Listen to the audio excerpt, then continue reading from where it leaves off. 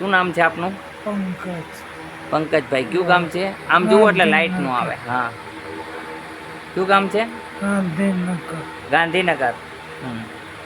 કેમ છે અત્યારે આપને અહીંયા આવ્યા હનુમાનજીના મંદિરે તો સારું છે? હા. ઊભું થવાય છે?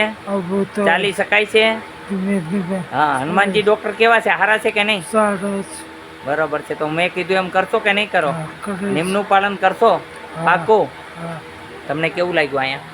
સારું લાગ્યું. અત્યારે તમારા પતિદેવને ઊભા કરવા પડ્યા કે હાથે ઊભા થયા? અત્યારે જાતે ઉભા. બરાબર છે. ઘરે પણ જાતે ઊભા થશે. 100%ની ગેરંટી છે ઈશ્વરની. બરાબર. અહીંયા ઈશ્વર ખુદ ડૉક્ટર છે. બરાબર.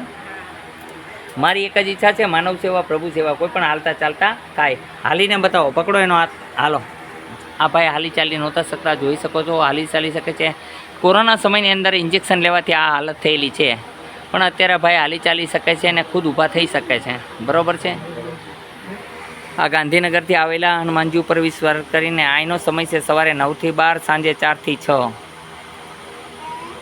અહીં આવવા માટે આટકોટથી ગરણીથી થોરખાન રોડ ઉપર આદેશ આશ્રમ આવેલો છે. અહીંના નિયમનું પાલન કરવું, જે પ્રમાણે દવા કહું છું એ પ્રમાણે ખાય અને એ પ્રમાણે ખોરાક લે તો 100% માણસ નિરોગી બને છે. આદેશનું પાલન કરવા નમ્ર વિનંતી. સોમવારની રજારીએ ખાસ કરીને સોમવારે કોઈ આવવું નહીં. આવશો તો કોઈ પણ જગ્યાએથી આવ્યા હશો તો લેવામાં આવશે નહીં. બોલો જય હનુમાન.